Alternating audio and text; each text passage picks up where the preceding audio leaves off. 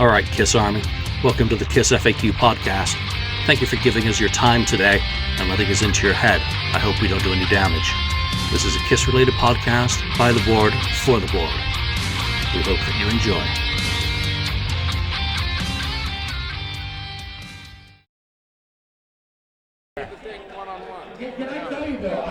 All right, so welcome to the KissFAQ podcast, Wildside. Right on. I hate to do this to you because you know it's going to be all about Kiss. And Paul Stanley co-write on Clock Strikes on your 1992 album. How did that collaboration come about?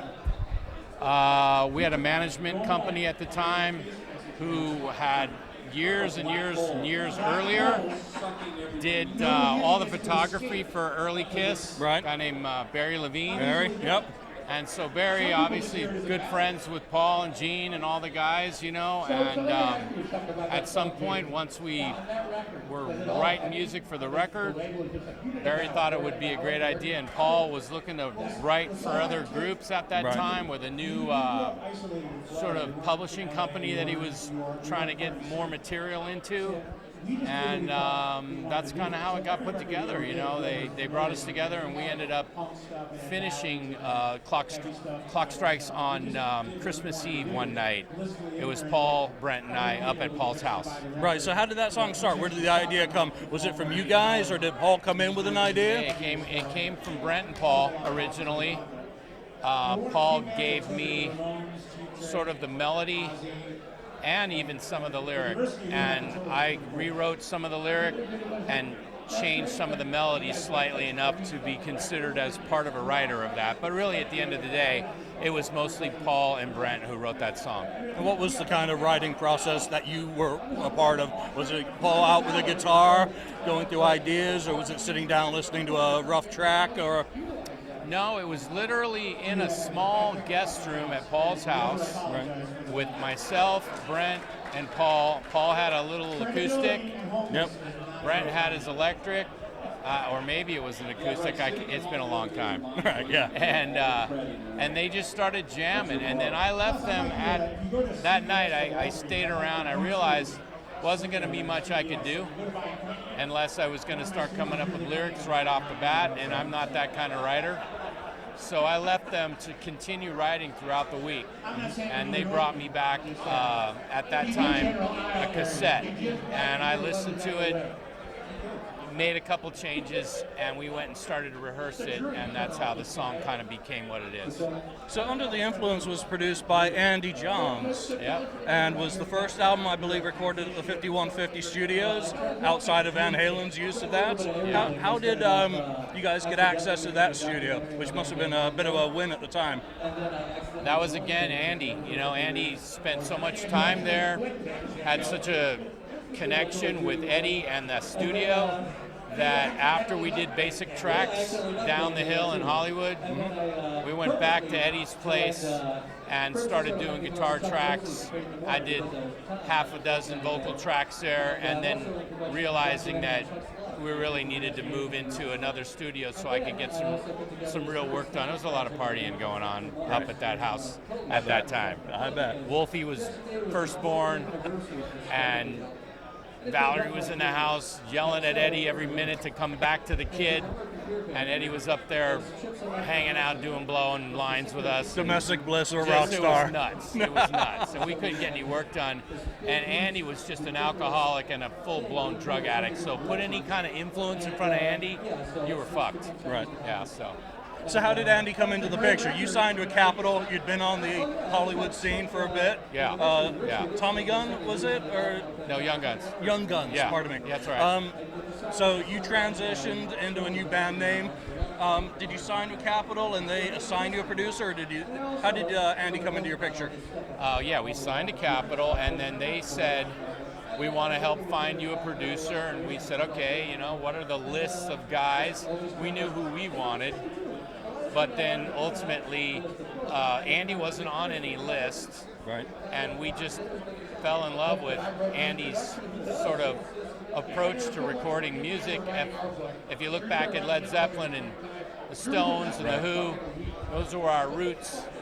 And certainly Van Halen was one of our roots as well, and he was in the middle of still working on that record.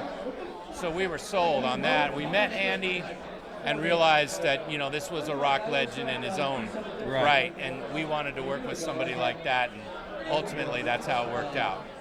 In terms of the music industry for your genre of music in 1992, you were on the cusp of obviously grunge emerging and kind of transitioning from, the big hair metal of the 80s.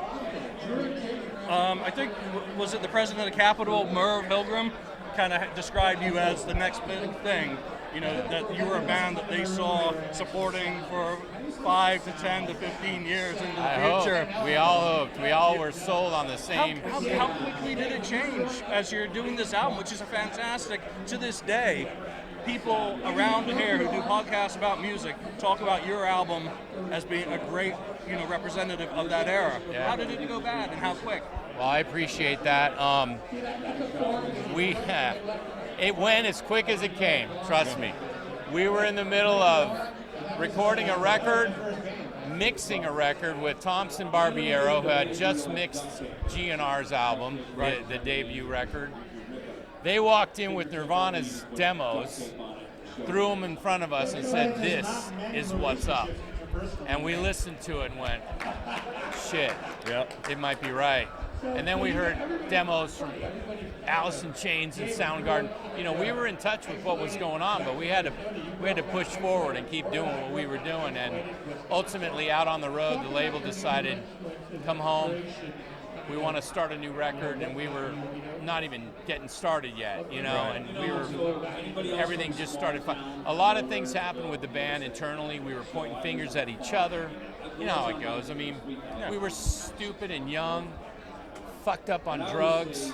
I mean, really fucked up on drugs. And,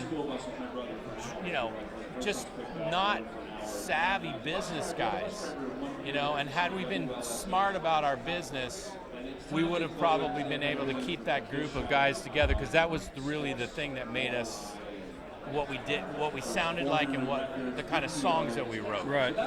But we broke apart and things fell apart and everything kind of went downhill from there. Had we stayed together, probably should have went off to Europe and toured for a while, put out another record, probably would have been a little harder and edgier. Well, it wasn't the 70s where you were given 3 albums to develop, was it? No, it's like, you better make it happen now or it was over.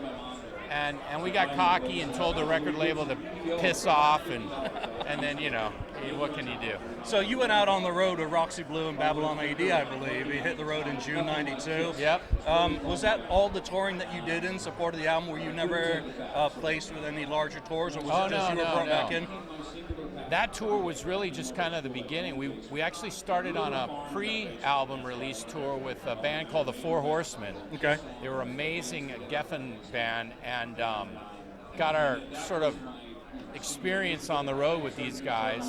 Came home, scheduled that band you just mentioned, the 3 bands together. Right. That was Roxy Blue was managed by Doug Thaler and all these big time management companies. Big names. Yep. We went out, had a great time, shared a tour bus with Roxy Blue. As a matter of fact, they're here. They're here today. We haven't seen those guys in 25 years. So you're it's gonna amazing. have a little reunion, hopefully. Have a little reunion here and have a little. Will anyone remember anything from the road? Probably not. I got pictures though. So we went with those guys. They went home, we all went home, and then we continued to tour for another 2 years of just breaking the club scene and just keep on trying. Even without label support. We continued to have label support for about another year and a half. Right. We played bigger places, 8,000, 6,000, lots of crowds, a lot of summer stuff, and then it was over. Right. Yeah. But you had a self-titled album out in '94 with Tony Nickel Tony Records. Yeah, that was like a bad effort. Just kind of stuck in where do we do now kind of thing. They offered us a bunch of money, we took it, and just did a kind of an interesting spin on what was happening at the time. Right. So Capitol pretty much reeled you back in pretty quickly.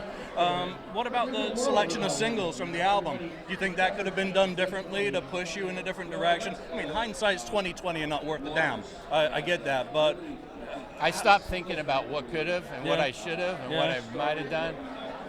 But to answer your question, we probably should have gone for the big ticket ballad or some sort of radio ready, but we were metal guys, man. We wanted to be in that space. We never considered ourselves in the 80s glam type of thing, even though we got stuck in it. And there's some pretty funky photos out there that we probably shouldn't have taken. Right. But we really were a hard rock band and a live band, real hard rock band. And so to put out a record that had the first single being a ballad wouldn't have been something we would have ever done. Right. But that probably would have been the smarter move on a commercial, kind of way. So what sort of advice would you give aspiring musicians these days who have the same sort of challenges with labels, with band members, just being in a band? What would you tell them to focus on? I'm so out of it. My kids listen to music and I don't even know what the hell they're listening to.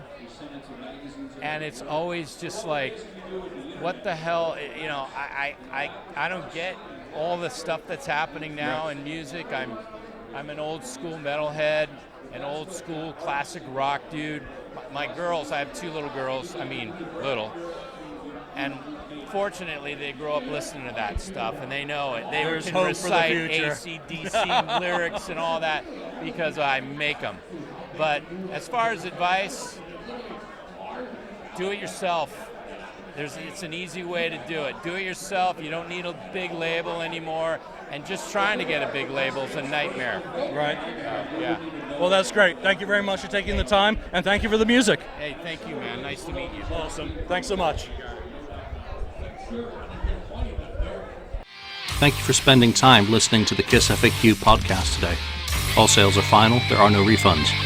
If you'd like, look us up on Facebook or come over to the KissFAQ message board and discuss the topic we've broadcast today. Don't forget to rate us on iTunes, Spreaker, or wherever you've listened to the show. We hope you'll join us again.